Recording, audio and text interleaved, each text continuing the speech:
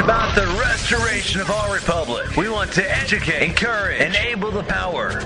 We stand for integrity, honesty, self-reliance, self-defense, and most importantly, no compromise on our foundational principles. This is America's Voice Now. Find America's Voice Now on Facebook and at americasvoicenow.org. Here's Michael Evans.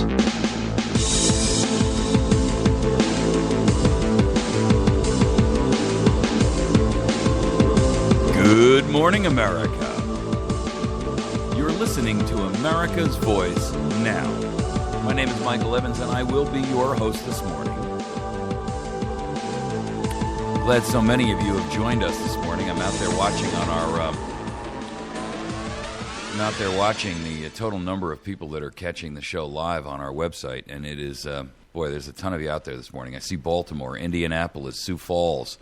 I see a ton of you out there all over the West Coast and East Coast, down the middle of the country. It's a pleasure to see you all out there this morning. Thank you very much for joining with us. If you're a member with Patriot FB, I'm glad to hear and see you out there as well. Constitution Club members, welcome to the program. I got to tell you, folks, I have never, in my wildest dreams, thought that we would ever get to a point during my lifetime where we would see our own national government that would work so actively to portray American citizens as the threat or the enemy of the state. When I was a younger guy, I used to think and consider to myself that there were a lot of real dangerous issues out there that would potentially lead to some sort of an international a third world war or what have you, right? I mean, as a kid growing up in the 60s, we all remember climbing up underneath their desks, when we were told to duck and cover and all those kinds of things. I never really thought, though, that it would come from our own government. Not at this pace, not based on these issues. For Harry Reid to come out yesterday and call the Bundy supporters domestic terrorists, I got to tell you, folks, that is an act that is beyond comprehension. The man is a terrorist. Harry Reid is the domestic terrorist. He literally came out and said that the Bundy supporters are nothing more than domestic terrorists, adding, I repeat, what happened there was domestic terrorism. Well, I don't know about you folks, but I am tired of hearing that those who disagree, those of us who disagree with tyrants like Dirty Harry Reid, Obama, Boehner, McCain, and the entire traitorous bunch of real terrorists in Washington, D.C., that there's something wrong with us because we seek that which we have been guaranteed in writing by our founding documents, and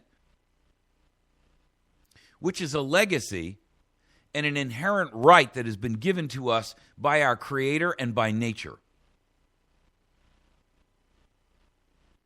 The only terrorist that America needs to fear is this government in Washington, D.C., and people just like Harry Reid. They have twisted and they have corrupted this nation. They have bent it to their evil machinations. Harry Reid is a terrorist of the American people. And we're going to talk about it in clear, unafraid tones. You see, America, it is time for you to stand. It is time for you to speak out, even when your voice shakes with fear, because they're counting on that fear to silence you.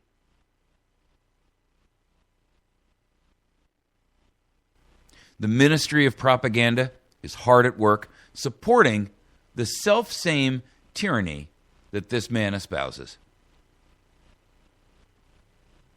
Well, I've got to tell you, it isn't that simple.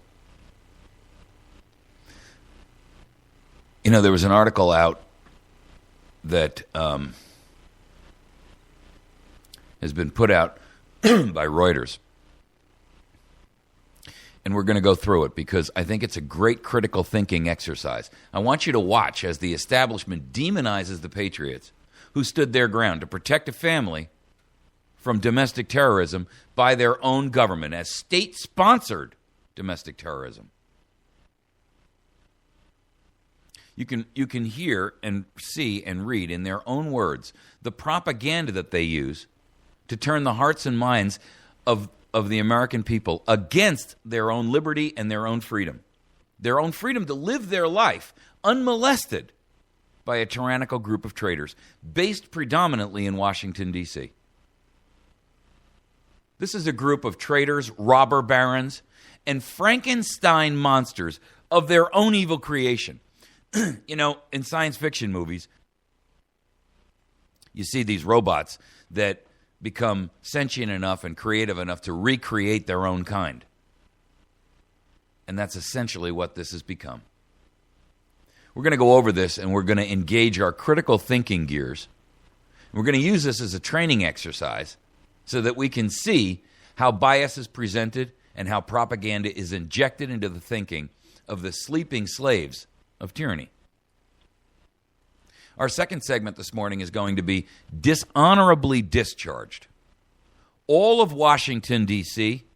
must be dishonorably discharged, or we will necessarily die trying, folks. You've heard me use the phrase, if you've listened to this show before, that we are dead men walking, and I do not mean to exclude women. We are dead men walking because we know, and you should be fully cognizant of the fact, that we are at this stage in the game putting our lives, our fortunes, and our sacred honor front and center, foremost, in the vanguard, at the tip of the spear. That is who we must be. Because we have no further obligation, we have no other duty for the remainder of our natural human lives but to hand off the torch of liberty to those who come after us. No, not the helpless, not the hapless, not the stupid, not the idiots, not those who seek to squander the resources of others, not the looters and the hangers-on, the ticks and the leeches. Natural selection will take care of them. But there are our youth, there are our children, and there are their children who have yet to be born, who are entitled to the same liberty, the same republic, the same freedom that we grew up living, experiencing, and expecting to continue. And there is absolutely no excuse why we should not preserve that for them. Our third topic this morning is going to be immigration. The GOP and John Boehner have made the statement, and this is their words, not mine, that they are hell-bent on accomplishing immigration before this election. Well, let me clarify for you exactly what that means. If John Boehner and the Republicans are intent on accomplishing immigration, I want you to look at that for what it is. It is treason. Because there is only one portion, one aspect of immigration that must be accomplished initially, and that is the border be locked down tighter than a gnat's butt. Nothing else can be accomplished. Nothing else can or should be done. See, the truth is that immigration is, at this stage in the game, is the only action that can be taken with relation to this is that the borders be sealed and that every illegal register. After that, We can have a discussion about how to deal with them. But first and foremost, they must be locked down. The borders must be locked, and everyone who is, and by the way, I posted this on Facebook this morning. There's a whole article on there. It's been removed. So I've got to tell you, ladies and gentlemen, you don't realize exactly how much censorship and propaganda is being injected into the American psyche. We are being betrayed in every respect, in every manner, in every way, shape, and form. Not only by our government, but by the media that they employ, that they own, and lock, stock, and barrel engage in your betrayal, your demise. It's actually criminal. The post that I put up was, Boehner and the GOP leaders pledge business executives that they will move on immigration this year and are, quote, hell-bent on getting it done. Any act of amnesty or any move to legalize without a total border lockdown is an act of treason by both parties. Let them hear from you loudly and clearly. Let it be known that the only portion of immigration that is acceptable at this time is a complete and total lockdown of the border. It must be shut tight, then a registration window of 1 year. Then we see the results of those actions, and then, and only then, do we begin to move beyond that. We move beyond that based upon the success or the failure of the Border Patrol to do as they've been instructed by law. And if we see this president continuing in his tirade of unconstitutional action, then there's no more sense in passing additional law, folks. There's no point in giving amnesty to a bunch of people that the president will do so with a stroke of his pen as a third world banana dictator.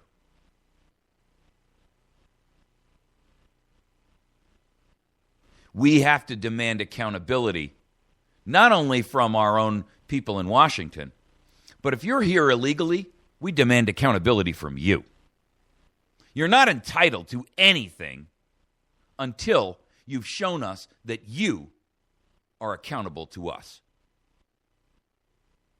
Our fourth topic, the cancer of our national government. Ladies and gentlemen, it must be excised. And it must be excised in a way in which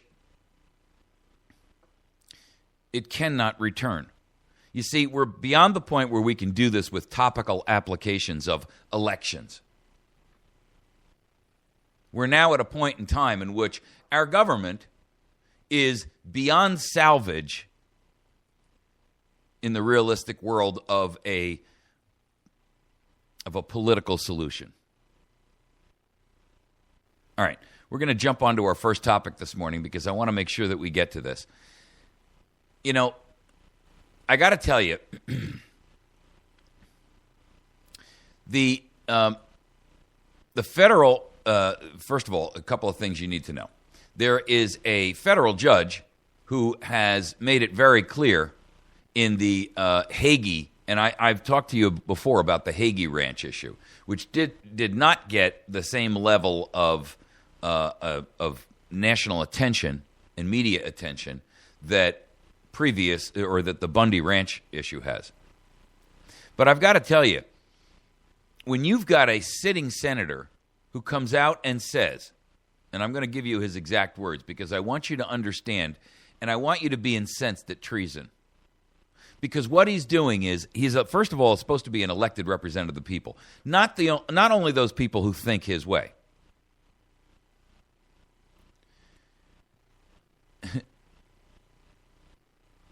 They are nothing more than domestic terrorists. I repeat, what happened there was domestic terrorism. Clive Bundy does not recognize the United States. The United States, he says, is a foreign government. He doesn't pay his taxes. He doesn't pay his fees. And he doesn't follow the law. He continues to thumb his nose at authority. They had sniper rifles in the freeway. They had weapons, automatic weapons. They had children lined up. They wanted to make sure they got hurt first. What if others tried the same thing? Well, with all due respect, I've got to tell you, first of all, if you don't understand the Goebbels-like propaganda in those statements, then perhaps you need to put your critical thinking skills back to work. A federal judge in the case of United States versus Hagee has made it very, very clear that for over the past 20 years, the Bureau of Land Management has, quote, engaged in a literal, intentional conspiracy against Nevada ranchers, trying to force them out of business. Understand how the implications of this. And whose word are you going to take for this? Harry Reid, a clear enemy of the state, a clear enemy of America, freedom, liberty, the people, the Constitution, or a judge? In this opinion, U.S. District Court Robert Jones has made a couple of statements that you should hear. Based upon Wayne Hagee's declaration that he refused to waive his rights, which is what this is all about, by the way. Don't believe any of the propaganda that you hear from the mainstream media. They're trying to force him at the point of a gun to waive that which he owns.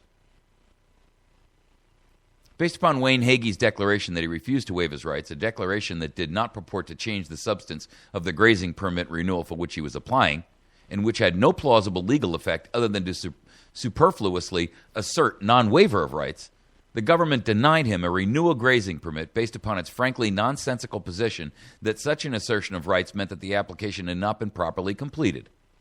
The entire chain of events is the result of the government's arbitrary denial of Wayne Hagee's renewal permit, and the effects of his due process violations continue.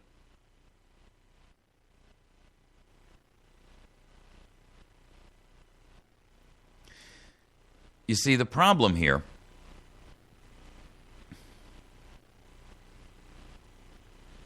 in fact, let me just read you this paragraph so that you're fully grasp the intent of this, Judge. By filing for a public water reserve, the government in this case sought specifically to transfer to others water rights belonging to the Hages. The government also explicitly solicited and granted temporary grazing rights to parties who had no preferences under the Taylor Grazing Act of 1934. For this reason, the court has held certain government officials in contempt and has referred the matter to the U.S. Attorney's Office. This was in his decision, folks, a 104-page decision. In summary, government officials, and perhaps also Mr. Snow, one of the people in the case, entered into a literal, intentional conspiracy to deprive the Hages not only of their permits, but also of their vested water rights.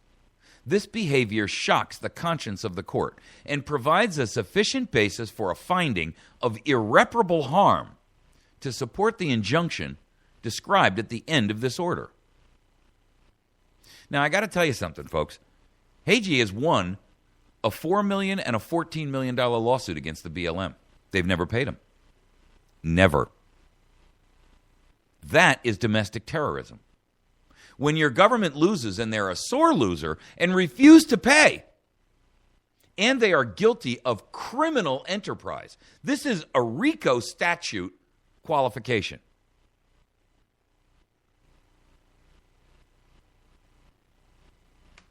William Jasper, the senior editor for the New American, has asked the following question.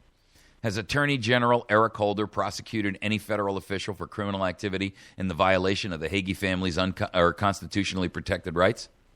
No. Has Senator Harry Reid denounced this lawlessness and the criminal activity by government officials? Has he called upon President Obama and Attorney General Eric Holder to protect the citizens of his state from the depredations of federal officials under their command? No.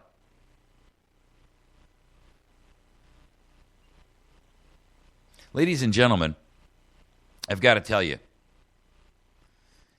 if supporting basic foundational rights that belong to every American, which is the right to just be peaceably left the heck alone, if the right to be free of fear and terror engendered by our own government that makes you a domestic terrorist, then all of you should stand up and proudly say, guilty. Every one of us. The BLM is guilty beyond a reasonable doubt, beyond a shadow of a doubt, of actions which are treason. Because they are, you see, it's treason when they're actually violating the Constitution and seeking damage to, in this case, an individual or an entire state. This is treason against the state of Nevada by federal officials. Acting against and aiding and abetting enemies of the country who are seeking to domestically destroy this nation from the inside is an act of treason.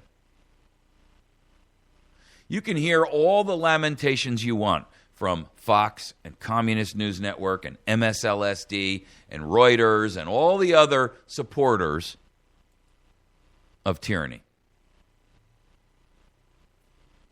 But I got to tell you, folks, we know the difference. And we're not fooled for a moment. We're wearing the veil of liberty and honor. And it wards and protects us from propaganda and lies. We're going to take a quick break. When we return, I'm going to go over with you. We're going to hit our second topic, which is dishonorably discharged. How all of Washington, D.C. must be removed, or we will likely die trying.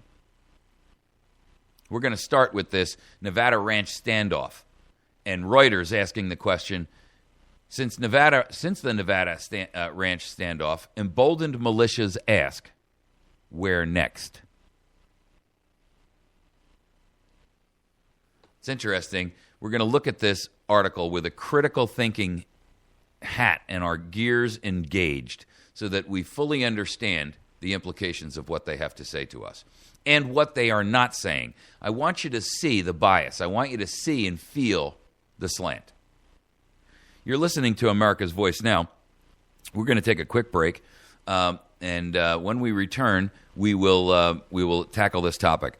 I got to tell you, before we go, if you have an opportunity to, I encourage you to participate with us on Patriot FB. That's a radio program where not only is America's Voice Now broadcast, but also in addition to that, J.J. McCartney and his program at 2 to 4 p.m., and Resurrect the Republic with Tom Lacavara at 10 a.m. in the morning. And in between that is music. You can also join the constitutionclub.ning.com, and you can sign up there on one of the 3,200 little microsites that are available for every county in the United States. Find patriots near you and make sure that you're interacting with them. You can find us at americasvoicenow.org, facebook.com/americasvoicenow, youtube.com/americasvoicenow. Please find our Spreaker link, which is our podcasting link, and if you wouldn't mind, hit the follow button. It certainly helps to get followers on that so that we can get onto iHeartRadio. That's the goal with that program. All right, we'll be back in just a moment.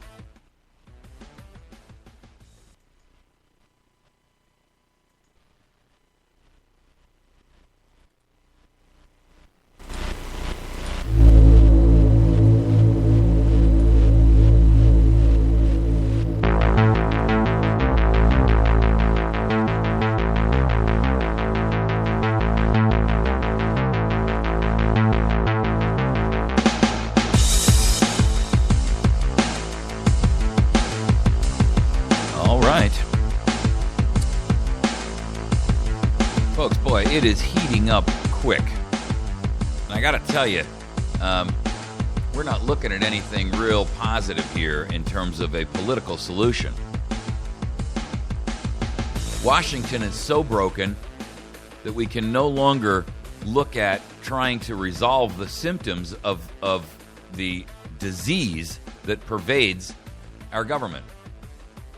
You see, it's no longer a disease that we can ignore. What we have happening in our nation daily now, and an advancing, incredibly advanced pace, is beyond comprehension for most Americans. And that's why everyone is uncomfortable with what to do next. I posted an article up on our Facebook page this morning. Democrat and Clinton fundraiser pleads guilty. His quote, and he's guilty of funneling hundreds of thousands of dollars into Hillary Clinton's campaign and other campaigns in the Democrat Party. And he's a wealthy hotel magnate, and he's pleading guilty to campaign finance fraud. By the way, have you heard any of the Democrats stand up and say we're returning that money, or we're going to turn it over to a children's food program, or maybe an adoption center or whatever? No, you won't. Here's the problem, folks. Here's what he has to say, and this was in his trial. That's the only way to buy them, to get into the system, is to buy them. Here's a guy who's worth, I don't know how many millions of dollars. And he made it clear that the only way to get the attention of Congress is to buy them. That's the only way to get inside the system. Well, let me tell you something. We cannot allow a single cell of this cancer to remain in the body of our republic. Both parties have so heinously betrayed us that there is no hope for our constitutionally guaranteed Republican form of government, with the duopoly of treason running the show. Fire them all and label each and every member of the House this coming election dishonorably discharged. The truth is, without that, we will have a nation that descends into tyranny and terrorism. Terrorism sponsored not by some Islamic extremist, not by some external force, but by our own nation. In fact, a congressman just the other day accused Obama and the administration of illegal action at the Bundy Ranch based on U.S. Code 43, Section 1733, subsection C. And this is an interesting argument here. And it's not an unusual one, but it's amazing that the mainstream media hasn't brought this out to anyone's attention. He was holding a hearing here, and it's Steve Stockman, the Texas Republican. He cites the fact that the federal government has limited powers because the Bureau has, quote, no right to assume preemptory police powers. That role is reserved to the states. And he explains that many federal laws require the federal government to seek assistance from local law enforcement whenever the use of force may be necessary. Because of this standoff, I've looked into the BLM's authority to conduct such paramilitary raids against American citizens. And it appears that BLM is acting in a lawless manner in Nevada. Here's what the section says.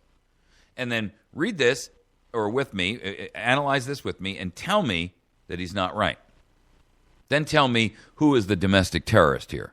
Harry Reid and his crew, his gang of thugs, or the millions of Americans that support the Bundys. When the Secretary determines that assistance is necessary in enforcing federal laws and regulations relating to the public lands or their resources, he shall, that means must, offer a contract to appropriate local officials having law enforcement authority within their respective jurisdictions with the view of achieving maximum feasible reliance upon local law enforcement officials in enforcing such laws and regulations. U.S. Code 43, Section 1733, subsection C. In the case of the Bundy Ranch, Stockman goes on to say the relevant local law enforcement official here appears to be the sheriff of Clark County, Nevada, Doug Gillespie. Gillespie, however, by the way, for the record, just took a back seat and said, well, you know, he's a friend and a supporter of Harry Reid, and Indeed, says Stockman, the exact type of crisis that the federal government has provoked at the Bundy Ranch is the very type of incident that Congress knew could be avoided by relying on local law enforcement officials. So, let's understand and take a look at exactly where this thing goes. In Reuters, there was an article called After the Nevada Ranch Standoff, Emboldened Militias Ask, Where Next? All right. I want you to just live with me on this for a few moments. I want you to hear the way that they couch this, and then I'm going to interject some commentary as we go through the story.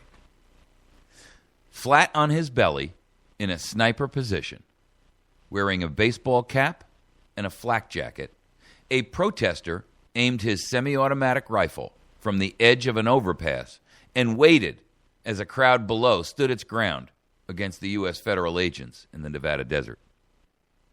Now, the exercise here, folks, is to do this. Put on your critical thinking skills and recognize not that we're comparing something that we would agree with or disagree with. We want to look at this completely objectively, and we want to recognize the propaganda when we're seeing it, because words do matter. And it's important that you understand how the mainstream media attempts to propagandize and focus the attention of the reading or the public that's being educated, however they, under whatever media it is, whether it's video or print or what have you.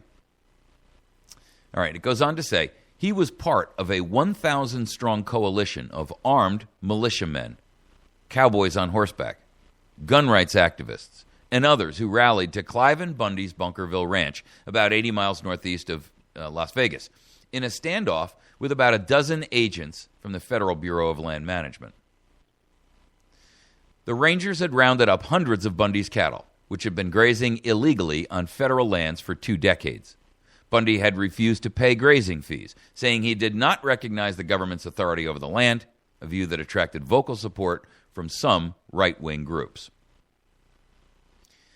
Citing, do you hear the problems inherent in what we've read so far, which is really only 3 paragraphs? First of all, they're characterizing this guy in a sniper position, a protester aiming his, and they make sure that they clarify that it's a semi-automatic rifle from the edge of an overpass, and waited as a crowd below stood its ground against U.S. federal agents in the Nevada desert. Part of a 1,000-strong coalition of armed militiamen. Oh, I'm sorry, folks. That's not true. There weren't 1,000 armed militiamen there. But the way in which they put their words together is clearly is designed to incite you to feel disgust or hatred for these people before they've even gotten into the details of the story. And then they say, in a standoff with about a dozen agents from the Federal Bureau of Land Management. Well, with all due respect, that is an absolute flat-out lie. They're characterizing this as a 1,000-man strong coalition against a dozen federal agents. That's untrue. There were not only a dozen federal agents, actually probably about 24, it looked like to me. But in addition to that, there were hundreds of state and city or state police there. There were sheriffs there. There were highway patrol there. There were literally almost as many law enforcement as it appears that there were protesters down there. To go on, they say, citing public safety, the BLM retreated, suspending its operations and even handing back cattle it had already seized. Now, now they're making it look like the BLM bent over backwards to try to appease these people, when in reality, that's not what happened at all. I mean, anyone who watched this knows that the BLM did not beneficently and magnanimously say, well, I'll tell you what, let's just give you the cattle back and, we'll all part friends. Goes on to say, no shots were fired during the standoff, which Bundy's triumphant supporters swiftly dubbed the Battle of Bunkerville. But the government's decision to withdraw in the face of armed resistance has alarmed some, who worry that it has set a dangerous precedent and emboldened militia groups. Well, guess what? That's a good thing, not a bad thing. But you'll notice the tone and the tenor that they try to use to make it a concern, and then they enforce that by quoting the Southern Poverty Law Center. So here comes the quote that is designed to set the hook, right? Do laws no longer apply when the radical right no longer agrees, said Ryan Lenz, a writer for the Southern Poverty Law Center, which monitors militia group activity? Boom. You see, you were given the bait. There was a worm that was wiggling. You bit down on the worm, and they set the hook.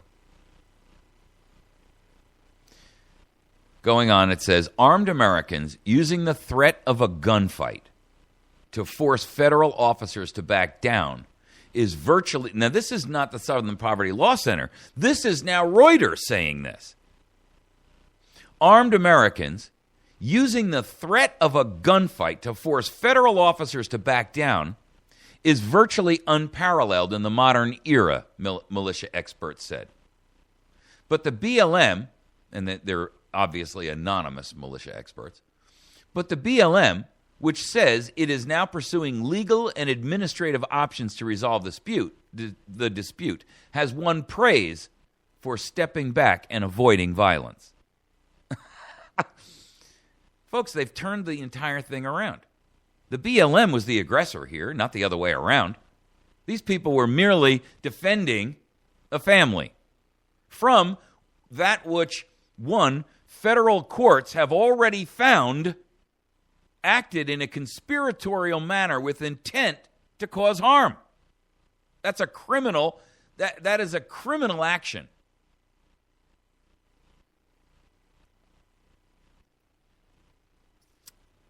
It's incredible how they try to twist the... remember now that a lot of the people reading this from Reuters are going to be either people from the left or people who are on the fence or never even heard about the Bundys or are international, because Reuters is one of the largest news distribution agencies. Goes on to say, energized by their success, Bundy supporters are already talking about where else they can exercise armed defiance. They include groups deeply suspicious of what they see as a bloated, overreaching government they fear wants to restrict their constitutional right to bear arms. That's not true. It's not a question of restricting the right to constitutional bearing of arms. That had nothing. Where was that discussed in the Bundy issue at all? See, what they're trying to do is paint anyone who is a supporter or a participant of the militia or Bundy as a gun zealot, a radical right extremist for guns. Well, with all due respect, guess what? Your gun rights deserve extremist perspective. If the government attempts to take them, they are constitutionally guaranteed to you in writing. They were given to you by God and by nature. The right to defend yourself, not the right to this gun or that gun or any other gun. It's not the gun. It's the right that is inherent to you as a living, breathing human being, that no government, irrespective of how tyrannical they become, has the right to take from you. Then they throw this in to really set the hook and to light the fire. Alex Jones, a radio host and anti-government conspiracy theorist, whose popular right-wing website, InfoWars, helped popularize Bundy's dispute, called it a watershed moment. Then they throw in this quote. Notice how they characterize him. A radio host and anti-government conspiracy theorist. Ladies and gentlemen, that is propaganda straight off the pages of Goebbels' Goebbels' textbook, whose popular right-wing website helped popularize Bundy's dispute. Well, with all due respect, I tell you what, Alex Jones wasn't the one who brought all of the attention to this. He did a great job of covering it. Who really brought the attention to this?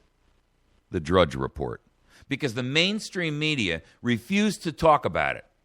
But Drudge put it out there, and they were the ones who forced the mainstream media to cover that which everybody's saying, wow, why am I not seeing something about this on CBS, NBC, ABC, CNN, MSNBC, Fox? Then they quote Alex Jones. Americans showed up with guns and said, no, you're not, before confronting the armed BLM agents, Jones said it in a telephone interview. And they said, shoot us. And they did not. That's epic. And it's going to happen more. Now, just listening to the sound of that, you can tell that this was taken out of context. We have no idea what the context of this was. And the way it's full of inflammatory wording designed to make him sound like, it's an esoteric quote pulled out of the middle of somewhere else in a long stream of thought, apparently. And listen, I'm the first one to say Alex Jones goes off half-cocked and in some cases does not do the Patriot movement an enormous amount of benefit. I mean, I'm referring to as an example to his discussion with that British nincompoop who, he went off on a gun rights issue. And he made us all look like a bunch of crazy kooks with that, going off half-cocked. They go on to say, militia experts interviewed by Reuters. Now, we know who that is. That's the Southern Poverty Law Center, which is, by the way, a hate speech group in and of itself because they demonize anybody that does not agree with their ultra-extremist left-wing thought.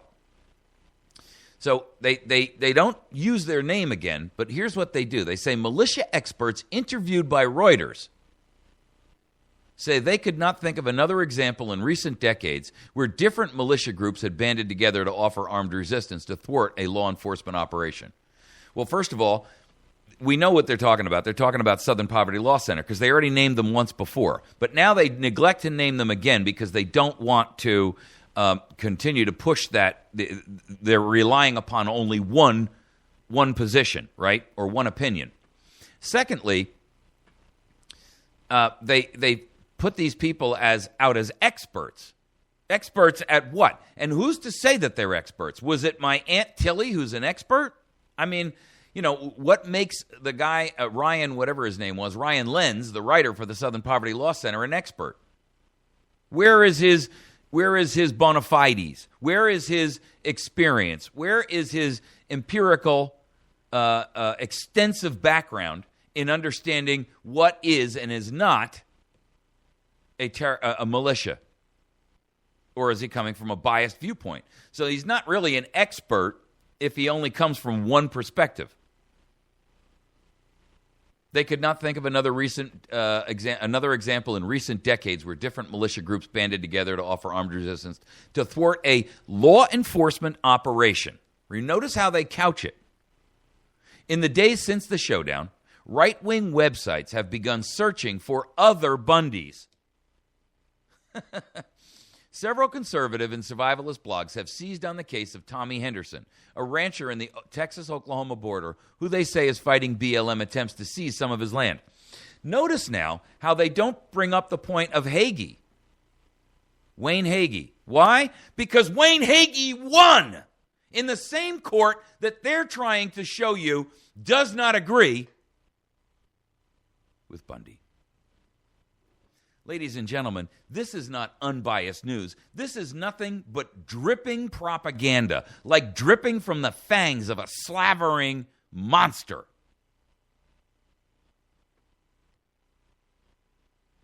Then they go on to have another paragraph, military fatigues and rifles. I'm not going to get through this morning, I can see that. But I want you to understand the implications of what the mainstream media is doing. This is being read by people who don't know what a militia is. It's being read by people who are, agnostic about guns, maybe. But this is attempting to incite them to fall to the bias side against and make everyone look like some kind of a dangerous kook. Goes on to say, few people have heard of Bundy and his ranch until a few days before the standoff. Stop right there. That's the fault of the mainstream media. They had plenty of opportunity to talk about that instead of Kim Kardashian's ass, but they didn't. They had plenty of time to talk about that instead of lavishing praise on Hillary Clinton, but they didn't. They had plenty of time to talk about that instead of endlessly talking about Flight 370 on Communist News Network, but they didn't. Reading on, right-wing websites and advocacy groups, such as Americans for Prosperity, founded by one of the billionaire industrialist Koch brothers, cast his tale in a folksy David and Goliath light and helped spread it online. Ladies and gentlemen, that is a golden nugget of propaganda, seeded into the sand, like they used to sell gold mines years ago. They would seed it with a little bit of gold, knowing that it was nothing but a desert hole in the ground. And they would plant gold nuggets in and around it so that when the investor came in and kicked over a piece of dirt, there is a gold nugget, and he's like, okay, I'll buy it. Listen to that. Few people have heard of Bundy and his ranch until a few days before the standoff. Right-wing websites, doesn't name any of them, and advocacy groups, such as, now here's where it gets critical, Americans for Prosperity, founded by one of the billionaire industrialist Koch brothers, cast his tale in a folksy David and Goliath light and helped spread it online. Do you hear the dripping sarcasm? Do you hear the injection of, first of all, the advocacy group of Americans for Prosperity, who I haven't heard Americans for Prosperity talk about any of this. And where did the Koch brothers have anything to do with the Bundys? They're not part of the Alex Jones network, are they? No, they're not. They're not part of Drudge Report, are they? No, they're not. They're not part of any of the independent alternative media organizations, because you know what? The Koch brothers aren't supporting us. They're supporting Karl Rove and his traitorous minions. Honestly, Koch brothers, here's a call to you. Support alternative media who will actually tell America the truth. Then it goes on to even now they go on to inject Richard Mack into it. Someone who has known Bundy since his early 1990s fallout with the BLM is Richard Mack, a former Arizona sheriff who founded the militia group Constitutional Sheriffs and Peace Officers Association. Folks, how did the Constitutional Sheriffs and Peace Officers Association become a militia group? Listen to what you are being injected with. This is the propaganda of a thousand cuts. No one cut alone will inject the poison into your system, but they continue to cut you and slice you here and there in little ways so that they can inject poison at multiple points. I got to tell you, I have never thought of the CSPOA as a militia group. These are not militia people. These are active members of sheriffs that are in counties around the United States. They are active law enforcement in police chiefs and cities. This is not, I tell you what, I'm going to cut this next segment, which is immigration. I'm going to move the cycle down because I'm going to finish this article with you. This is so treasonous, so unconscionable.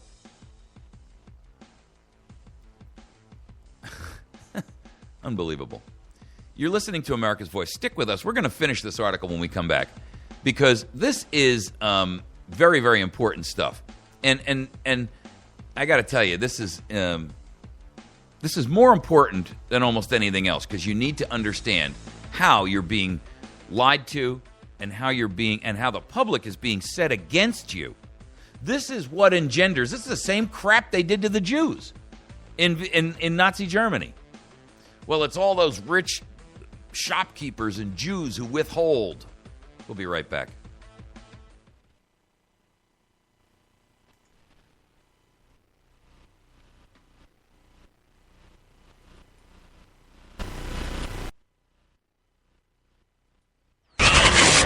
It's about the restoration of our republic. We want to educate, encourage, enable the power. We stand for integrity, honesty, self-reliance, self-defense, and most importantly, no compromise on our foundational principles. This is America's Voice Now. Find America's Voice Now on Facebook and at americasvoicenow.org. Here's Michael Evans. All right, America. Good morning. You're listening to America's Voice Now. My name is Michael Evans. I am your host. You're joining us in our third segment this morning. And I was originally going to talk about GOP and how Boehner's statement is that they are hell-bent on passing immigration and how that is treason against the nation until they seal the border. And then our fourth segment was going to be the cancer of our national government must be excised. I'm going to push that down. So we'll get to immigration and Boehner in a moment. But I got to finish this article because I got to tell you, folks, if this doesn't express to you how this nation has been misled and the treasonous, and I don't mean by a government official, I mean by the media, who has an obligation and owes it to the American people to properly do their role and play their role of a watchdog and an information source, but not a source of propaganda on behalf of government. If that's all that we can expect out of Reuters, New York Times, the Wall Street Journal, the AP, Associated Press, then I got to tell you, folks, they're no different. And I told you about an article, which a show that I did and an article that I posted up on going back about a year and a half or a year ago or so, when Obama and the Congress lifted the Smith-Mundt limitations on the use of propaganda on American citizens. This is in full swing, folks. Don't you smell it? This is like propaganda interleaved with a fact here and a fact there, but always taken out of context, always misaligned, always skewed a little bit. This is the idea. Have you ever seen that Picasso painting where there's a guy whose face is melting and there's a clock melting over the thing and the sky has all this crazies? That's what this is. Instead of a realistic view, you get this skewed kind of, this skewed LSD view of the world. And that's essentially what they are feeding America. It's treasonous because the papers and the media in this nation have been doing this for a long, long time. They owe us better than that. Your job is to not only know and see it when you and know it when you see it, recognize it for what it is, but this is a perfect opportunity for you to take this article, print it out, sit there and comment and mark it up, and then take this to those people who are doubting Thomases in your world, in your circle of influence, and use it as an educational experience. Teach them how to critically recognize it. Even if at the end of the day they disagree with you on the issue of Bundy, the next time they read a story, in the back of their mind is going to be this whole concept that maybe I should question that.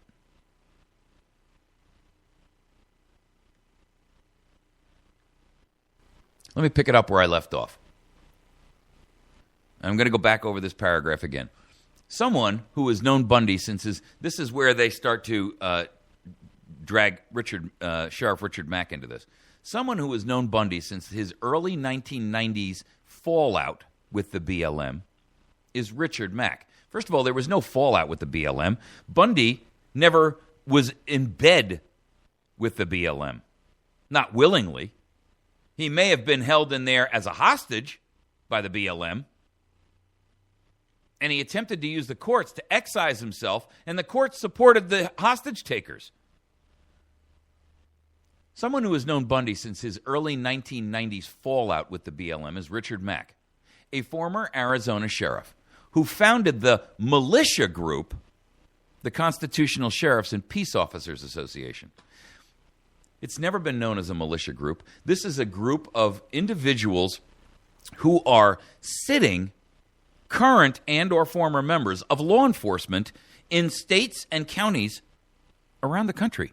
These people are, in order to be a member of the CSPOA, you have to be an active or former police officer or a law enforcement officer, whether that be a county sheriff or a city police department. These people are not militias. They go on to say, Mack is also a prominent member of Oath Keepers, a similar group. So now they're going to point to Oath Keepers as a militia organization as well and tie the two together. A similar group of serving or former soldiers, police, and firefighters who view themselves as defenders of the U.S. Constitution. More than 100 Oath Keepers headed to the desert, said Mack. Okay, first of all, why would they characterize the CSPOA as a militia group, but then characterize Oath Keepers as a similar group serving or former soldiers, police, and firefighters? Why wouldn't they characterize the Constitutional Sheriffs and Peace Officers Association as what it is? Active and former members of law enforcement, not militia. Here's where, boy, if you don't smell, if you cannot feel, this is like the heat off the fire on your face of propaganda. Listen to this. Mack, who proposed putting women on the front line of the standoff with the agents, said armed resistance was a justified response to a, quote, totally unnecessary, end quote, show of force by the BLM. So now they're going to characterize Mack as, first of all, they're stating what he said, and they're incorporating in quotes the totally unnecessary word, but not the rest of what he said. And they inject at the beginning that Mack, who proposed putting women on the front line of the standoff with the agents, and then they quote him here. It was so obvious. It looked like it was going to be another Waco or Ruby Ridge, Mack said, referring to two bloody sieges in the 1990s involving federal agents and armed civilians that fueled the militia movement. Don't you see how prejudicial this is? They're prejudicing those people who are reading this who never heard of Waco or Ruby Ridge. And there's lots of those folks out there. You've heard of it. But, think about the college students out there who don't know really what to think of all this. Think of all the middle-class people who are just so busy running around racing from to and fro in their Audi that they don't even think about stuff like this. But they get a hold of this article, and think of it how they would perceive this. They would trust Reuters as an honest broker. They're anything but.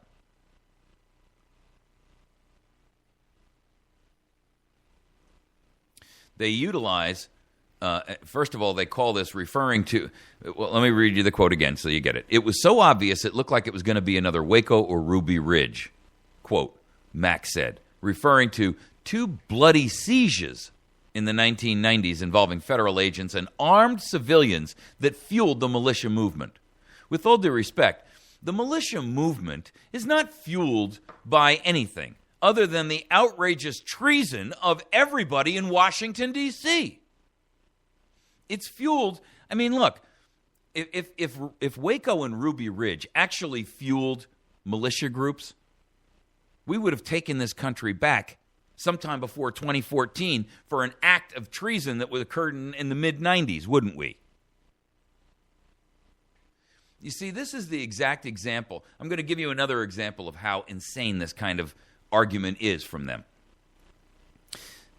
The anti-gunners classify every person who's interested in exercising their Second Amendment as dangerous. Well, with all due respect, we know empirically that most of America does not believe, even if they don't own guns, that guns should be banned. Only if you listen to the liar Obama, who says that 90 million Americans agree with, or 90% of Americans agree with him, which is a bald-faced, flippin' lie. Most Americans say, I don't even own a gun, but I think people ought to be able to own them. So, if you look at it from that perspective, The anti-gunners say everybody who owns a gun is potentially dangerous. Well, with all due respect, if gun owners were that dangerous, we would have wiped out the anti-gunners a long time ago. I can put the same argument here.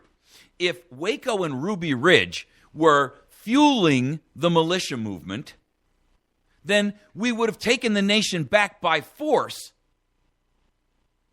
a decade ago. 2 decades ago. How many children were killed at Waco to save them, allegedly, from potential child abuse? Yeah.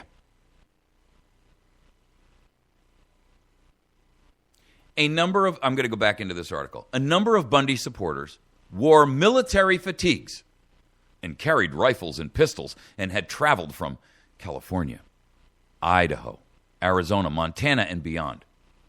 Most kept their handguns holstered.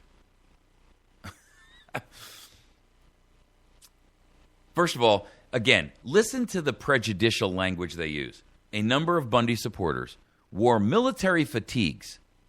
So cargo pants are now fatigues. Carried rifles and pistols. Most of them kept their handguns holstered. I didn't see a single handgun out. Did you? In all the press coverage I watched, I didn't see a single handgun unholstered. I saw rifles carried, but that's because they don't make a holster for a rifle that you can carry on your body other than put a sling. Now they throw this back and they inject Mac into it again. Mac, who wore his gun on his hip, and other Bundy supporters interviewed by Reuters said they would not shoot first, but would retaliate if fired upon. We did not want anything to get out of hand, said Mac. All right. So let's understand what they just said there. Mac, who wore his gun on his hip, they want you to draw a mental image. They are drawing for you an analogy. I draw analogies for you every day. All the time I do it. Why? Because I want you to gather a mental picture of the absurdities that we're talking about. And they're giving you a mental picture of this guy who stands there. And if you've never met or seen or know anything about Richard Mack, you're envisioning him standing there hip shot like Clint Eastwood, just itching for a fight. Desperate, with his fingers twitching to draw and fire. Mac, who wore his gun on his hip. Their next paragraph is game changer. The weekend showdown marked the latest resurgence. Resurgence. That means it's been happened before, now it's back. The weekend showdown marked the latest resurgence of violent anti-government sentiments that have existed in rural America for centuries, said Catherine Stock, a history professor at Connecticut College who specializes in rural militias. Really? So, they don't say that's a quote from her because it's not in quotes. So, Reuters paraphrases what Catherine Stock, a history professor at Connecticut College, who allegedly specializes in rural militias. And I don't know how someone in Connecticut can specialize in rural militias because there's nothing rural about Connecticut. Not to mention that Connecticut right now is the land of tyranny for gun ownership in the first place. And I guarantee you Connecticut College is liberal. I'll guarantee it. I haven't done my homework on it, but I'll tell you what, I'll bet you $100. Somebody disprove me, I'll send you $100. The weekend showdown marked the latest resurgence of violent, anti-government sentiments that have existed in rural America for centuries.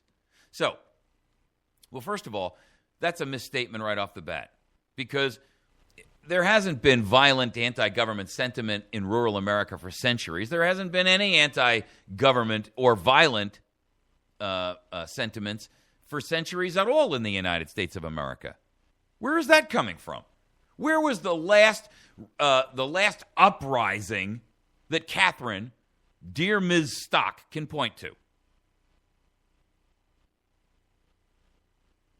And notice that they couch it as rural America in order to demonize them hillbillies out there making their own whiskey in the backyard. This is written for the BMW set. Get it? In Connecticut. The Audi set. Who have a four-wheel drive but have never actually engaged it. They go on to say, and now they quote her. Now they put her in quotes. So what that tells you, by the way, is the first sentence I just read you was not an actual quote. It was the author's personal opinion and paraphrase from Catherine Stock. Now, here's her actual quote. The question is whether we're going to see sustained flame up now. We could see more of that if they actually think that the federal government is going to stand down. So here what she's doing is she's inciting the federal government to stand up and block further actions by those extremist militias out in rural America. The armed and dangerous ones. Get it? It goes on to say, it's not the groups. It's not their concerns. It's not their anger. All of that is old. But the federal government backing down? I was like, wow, seriously? End quote. That is the quote of Ms. Catherine Stock, the history professor at Connecticut College who specializes in rural militias.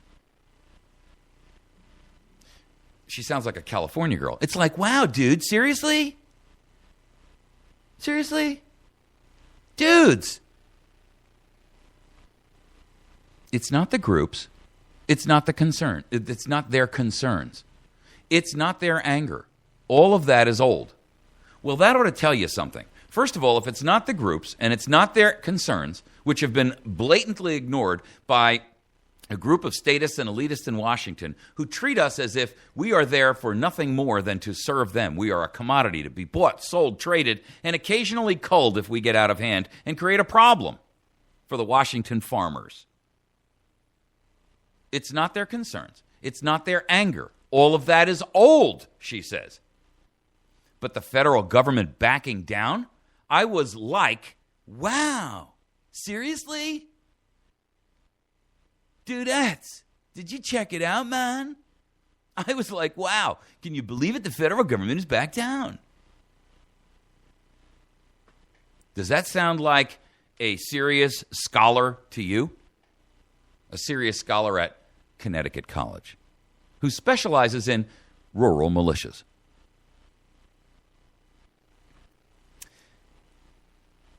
We're going to continue. Stock said, now they're paraphrasing her again. They're not quoting her. They're paraphrasing her, which means that they can take what she said and then they can, bend it around a little bit, make it come out like he wants it to sound like he interpreted what she said. Because we don't really know what she said. Get it? Stock said that the rise of right-wing media outlets, now we're going to tie alternative media to the right-wing extremist gun groups, the militias, right?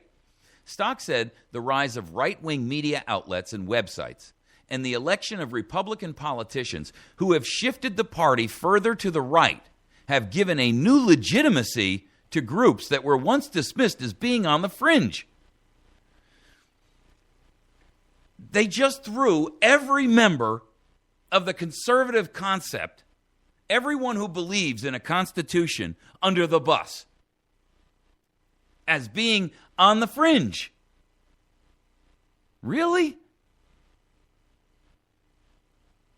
At least a half dozen state legislators from Nevada, Washington, Utah, and Arizona attended protest rallies in Bunkerville at the weekend. At the weekend event. At the barbecue, dudes. Michelle Fiore, a Republican Nevada Assemblywoman from Las Vegas, who said she joined the protesters daily after getting a torrent of supportive emails from about Bundy from constituents, called the resistance justified. This is historic, she said. This is the first time we went arm to arm with the federal government. So now they're putting Michelle Fiore in there as and this is, realize something, folks. Do you ever know how music is written? First there's a verse, and then sometimes a second verse, and then there's a chorus. And then usually in music, there's something called a refrain that's injected in there that, changes the song from the regular beat, ba ba ba ba ba ba ba ba ba, and then they change it to, and then they go back to ba ba ba ba ba ba ba.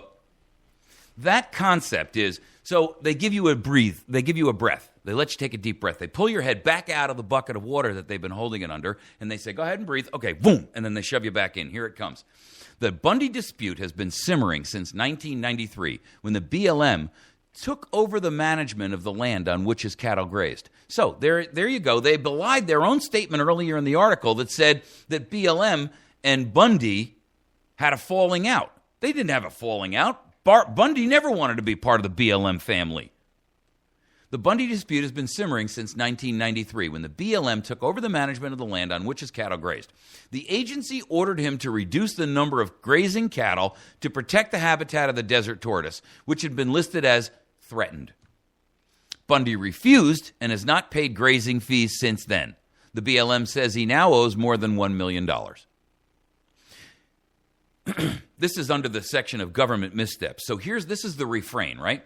Critics of the BLM, which administers 245 million acres of public land in the 12 western states, say it mishandled the situation and was unprepared for the armed resistance, despite fears in past years that the seizure of the illegally grazing cattle could spark violence. So that means they've done it before to other ranchers, but just gotten away with it. BLM spokesman Craig Leff said the, quote, safety of the employees and the public was key. I'm going to run out of time, dagnabbit. Was key throughout the course of the operation. The BLM, the National Park Service, and the U.S. Park Police, quote, had the minimal personnel needed to maintain the safety of the operation. Really? I saw hundreds of police cars streaming in. I saw SWAT vehicles pouring down the road. The minimal personnel. There was a line of probably 50 police cars that raced up there. Multiple SWAT vans and these buses that were brought in that had bars on the windows. They were paddy wagons. I mean, I'm talking about commercial-grade buses like Greyhounds. 2 sets of images were frequently cited by those who saw the roundup of Bundy's cattle as a call to arms. The first showed BLM agents using a stun gun to subdue one of Bundy's sons at a small protest on April 9th, bloodying his shirt over his heart, and a female relative of Bundy being knocked to the ground in a tussle with agents. Looking at that made it extremely clear that these federal agents are willing to hurt people and didn't think they would be accountable, said militia leader Sheriff Richard Mack. See, here we go. We're right back to the beat again now. The refrain's over. You've been able to get your breath. We're holding your head back under the water. Photographs of the so-called First Amendment zone, a taped-off patch of desert where agents would allow protests to be held, also prompted outrage. Mack and other militia members say they have yet to pick up their next battle. Quote, we're only reacting to what the government does. We hope that they'll keep it a little calm from now on and not overreact. Folks, you've just been given the Goebbels version from Reuters. We'll be back in just a second.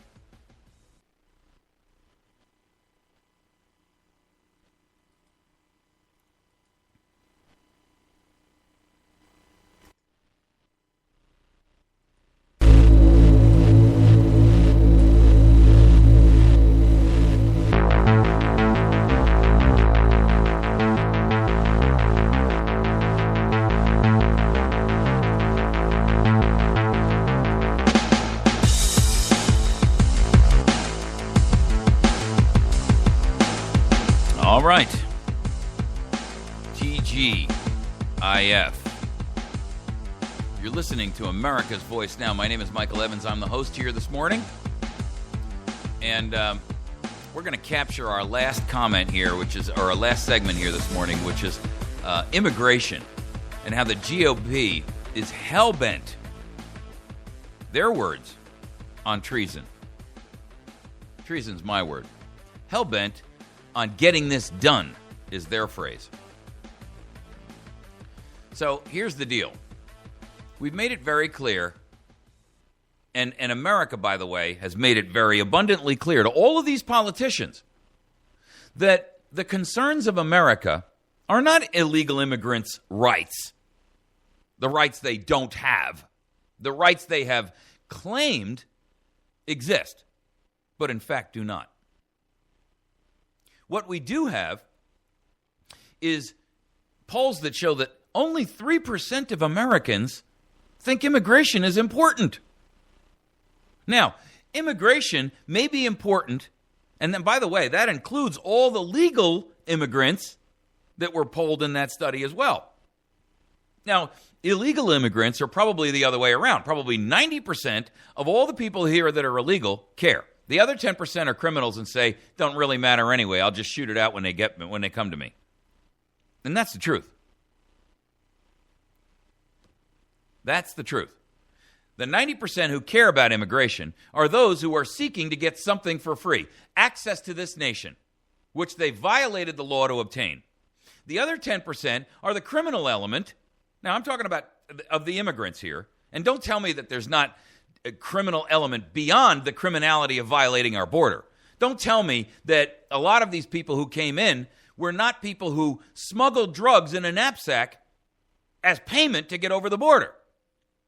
That, ladies and gentlemen, is a criminal element, and it's a criminal act beyond that of just violating the border. It's bad enough that you broke the law, climbed over our border, and said, I'm here, and there ain't a damn thing you can do about it. But when you're going to tie that together with importing drugs to be sold in our country as payment to the coyote to get you over the border, now that's a secondary act, isn't it?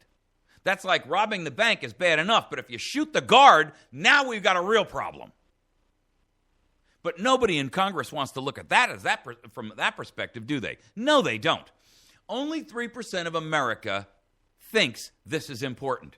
But from Congress's perspective, from the multinationals' perspective, where they believe that immigration is an absolute minimal requirement in order for them to push down the wages of other actively nationally born Americans. That's the goal, ladies and gentlemen. It has nothing to do with anything else. Their claim is we can't find enough qualified, educated help with college degrees. BS. The universities are full, pumping out massive numbers, record numbers of young people who have degrees and no jobs. Now, I'm not suggesting that we cannot use foreign workers. We certainly can. We can use foreign workers, and we can keep foreign workers here who come to this country, get themselves an education, become highly skilled, have passed their studies and did an excellent job at that, and are now skilled and qualified to work in this country. Because they'll have some skin in the game. They'll have some interest. They'll be a participating partner in the country. But if you're sitting here telling me that because we let them in, which is what every other country does, that we also have to let in everyone else who wants, including the criminal element, whatever that percentage may be, and I don't care if you argue with me about what it is, how high or how low, doesn't matter. There is a criminal element, and no one can deny that. And so if what we're supposed to do is allow the leeches and the criminal element to come over here, because we are allowing people who actually are qualified and bring something to the mix that benefit the fabric of America, then you're insane.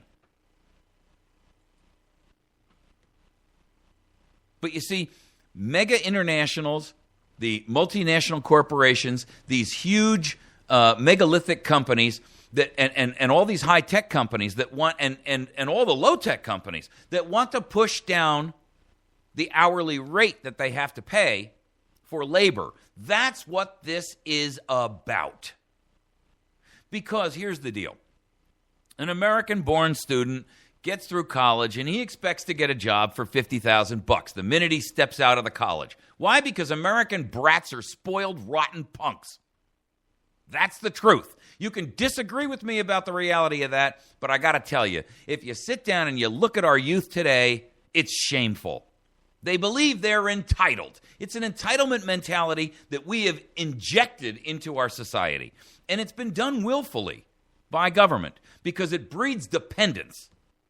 And dependence breeds this entitlement mentality of I have a right to a job. I have a right to a percentage of your profits because I went to college and I got hired here, and it doesn't matter that you put up all the risk and put all the time and the money and the effort and stayed away from your family for all those years while the company was being created. I'm entitled to a piece of it. And American employers don't want to put up with that nonsensical crap. So what do? Well, we're going to go out and get a bunch of illegals who would be happy to do the same job for $35,000 a year. Hello?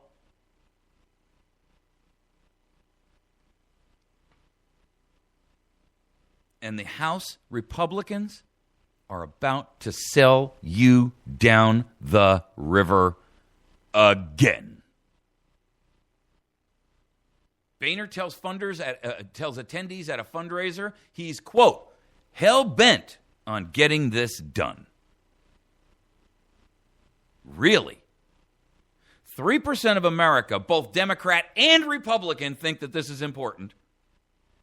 The vast majority of Americans do not want amnesty, and you, Mr. John Boehner, are hell-bent on getting it done anyway. Your words, not mine. Ladies and gentlemen, if this is a representative Republican form of government, then Mr. John Boehner has just disqualified himself to be a representative of Ohio or the United States of America. Speaker John Boehner and other senior House Republicans are telling donors, donors. Let's not forget about them. That's the number one group, right? Not industry groups, not concerned electorate, not citizens who live in his state, but donors and industry groups. Because the entire damn mess of them are for sale, bought and sold and traded.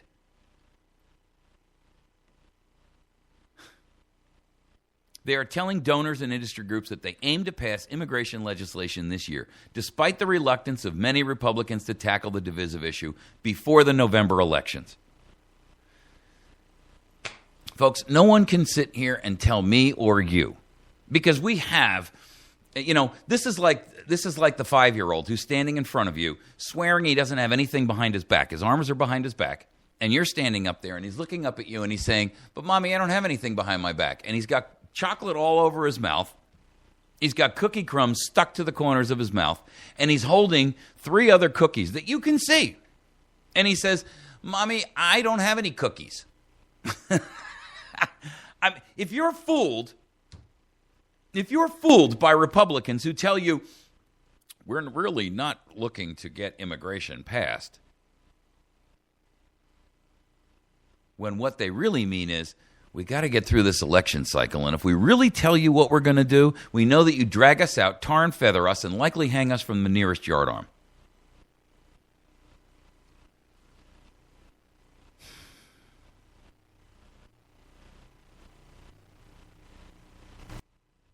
Many lawmakers and activists have assumed the issue was off the table in an election year. But Mr. Boehner said at a Las Vegas fundraiser last month that he was, quote, hell-bent on getting this done this year. Now, there were 2 people who said that in the room. This article is in the Wall Street Journal. A spokesman for Mr. Boehner didn't dispute the account, but said no action is possible until President Barack Obama, proves himself a trustworthy partner to Republicans. Really? Do you understand listen to the language that's used. A trustworthy partner to Republicans? You mean to tell me that the only thing that matters here is the Democrats, the Republicans, and whatever administration is president or whatever administration is in power at the time?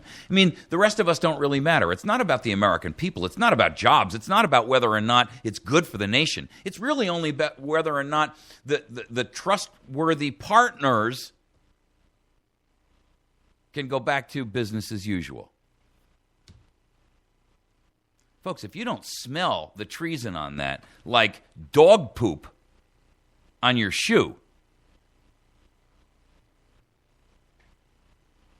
Bob Goodlatte, the representative from Republican and the chairman of the House Judiciary Committee, delivered an upbeat message about legislative prospects during a recent trip to Silicon Valley. Now, notice where he's going. He's going to the tech capital, and he's going over there, and he's going to tell them what they want to hear. Then he's going to come home to his constituents, and he's going to say, yeah, you know, this illegal immigration issue is really challenging, and we've got to walk very carefully here. What a bunch of... I'm telling you, every single last traitor needs to be removed from office. Fire every single last one of them. Not a single man standing. Not a single woman standing. If they're in office, remove them. Ladies and gentlemen, that's what 2014's call to action should be. Fire them all. Fire them all. Fire them all. Fire them all. Fire them all. Democrats and Republicans should vote no. None of the above. If it is not there on the ballot, then tear the ballots up and protest. Or vote for any candidate that is not a Republican and a Democrat. I don't care if they're the Green Party. I'd take a Green Party candidate put into this position just to get rid of this trash, to flush the toilet of Washington. Because it is an embarrassment. It is laden with treason. It's like a cancer that's growing by the moment. This isn't a tumor that started out as the size of a pea and grew to the size of a tennis ball over decades. This is of late. This is a festering wound, a festering tumor that started out the size of a basketball and has now grown to be the size of a medicine ball. And the nation is so disfigured by it that we, the United States of America, look like the Elephant Man.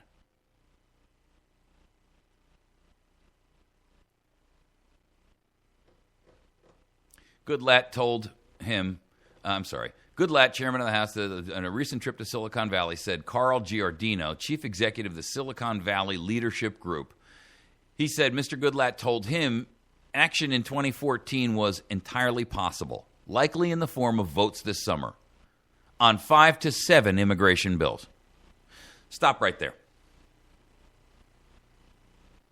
Why would you pass 5 to 7 immigration bills when Congress's legacy is unintended consequences of stupidity and actions that are representative only of those who pay them? Why don't we pass one? One. You know what that one is? Seal the border and tighter than a gnat's ass. There you go. Nothing happens until that's done. Nothing. And in addition to that, every illegal in the nation has to come forth and register within a 1-year period and say, here I am, my name is, and I crossed the border illegally.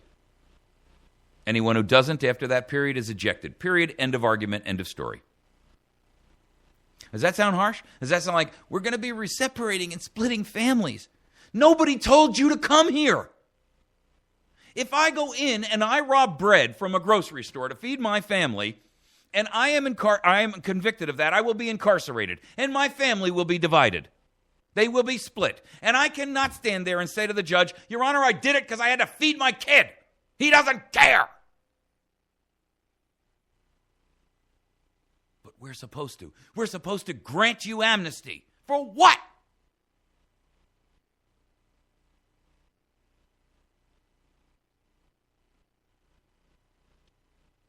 The only legislation that needs to pass is this. The border must be sealed and be proven to be sealed independently, verifiably, by third parties who are not on the government payroll, who have no role and function within government at all. A committee, if you will, made up of ombudsmen from the citizens, the general population, then academia. Not the academia of the university, but people who understand the border issue. I don't want Congress to tell me it's sealed because they lie to me if their mouth is open. I don't want DHS to tell me that the border is sealed because I wouldn't trust DHS to walk my dog. I don't want ICE to tell me that the border is sealed because they have a conflict of interest. They're involved in it. I want someone who has no conflict of interest to tell me this border is locked down tight.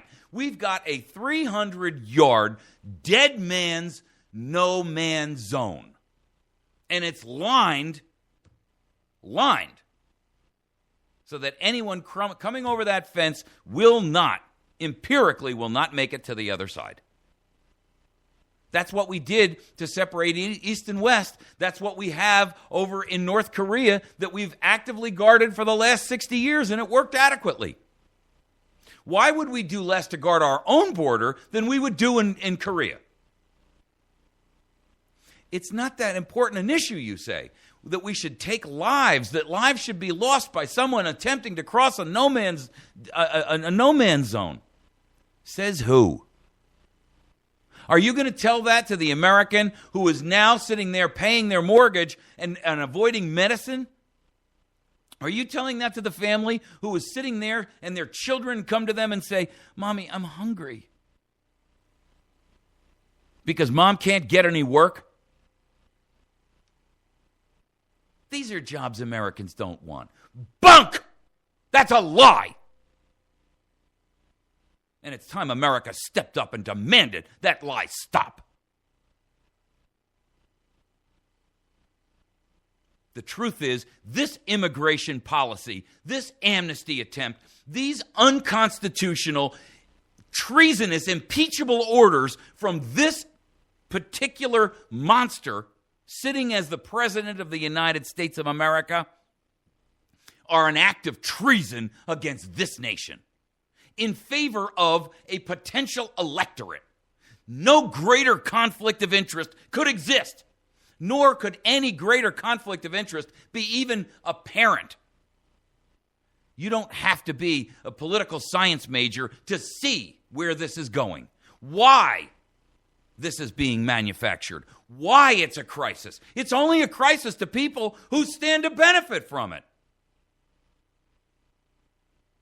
If that's all that we can count on from our government, that it's only a crisis and it'll only be dealt with either if you are the highest bidder or you promise something to them. The highest bidder in votes or money makes no difference. But the entire Congress is completely out of order. There is nothing salvageable about it. There is nothing salvageable about them.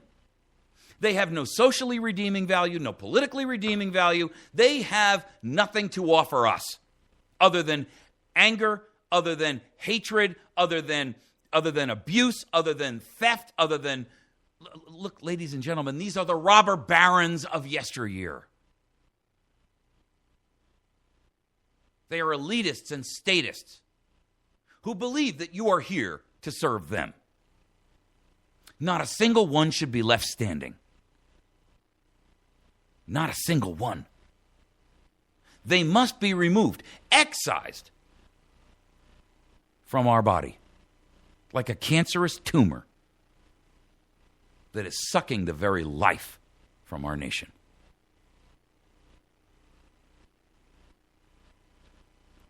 There is no redeeming value for anyone up there now. I know that this philosophy is not going to be broadly accepted until the blood begins to run in the streets, engendered, created, promoted, and ultimately ordered by these same elitists and tyrants that you choose to ignore. But somewhere, sometime down the road, whether near or slightly further into the future, this nation will come to the realization that while we had the opportunity to put the rabid dog to sleep, we didn't take it. And now our children are dying, being bitten by a rabid dog. That rabid dog has Washington, D.C. as its name.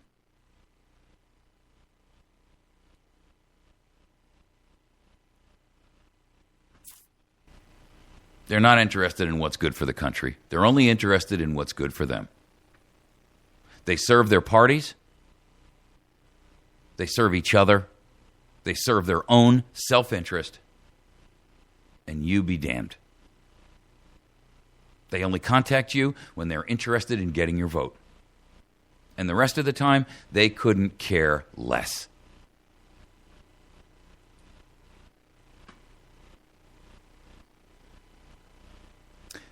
This is cancerous. And it is a corruption that's the hallmark of this entire government. Democrats and Republicans. They are equally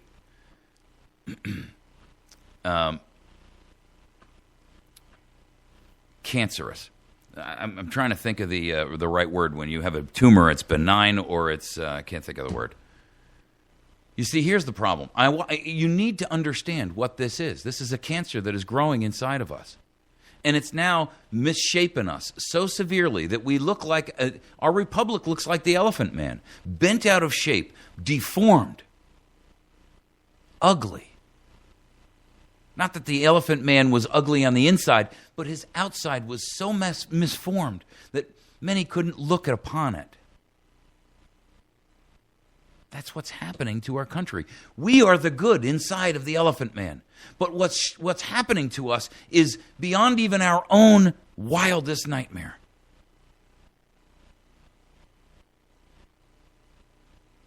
This disease has so deeply metastasized itself into the very core organs of our body that we can no longer expect a solution by the chemotherapy of elections. Any more than the Elephant Man could have expected that a salve rubbed on his forehead would make that giant lump go down. We can't dislodge it. We can't remove this cancer without excising the actual corrupted tumors, the cells that are causing the disease to grow. The Republican and the Democratic parties and the federal agencies that have taken over all of the nourishment of our country, they are the blastomas, the cancerous lumps of our nation.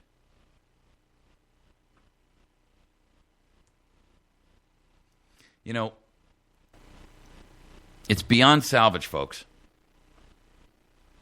The only way that we'll ever save this nation is to remove every last vestige of it that is in Washington, D.C., making sure that everyone in our state capitals sees that example, and if they don't, then they're next on the list.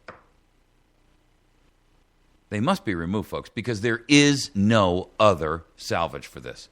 There's no other thing that we can do to make this right. We've towed the line. We've followed the mandates. We've done everything that we could do legally, that we could do ethically, that we could do morally, to try to allow these people to do right by us. And still, they commit heinous acts of treason against us and against this nation.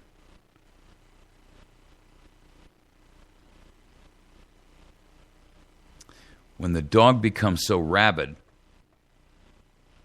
that it's endangering the actual family, that it's endangering the health and the welfare and the life of your children, and no matter how much you love that dog, it has to be put down. You are the master.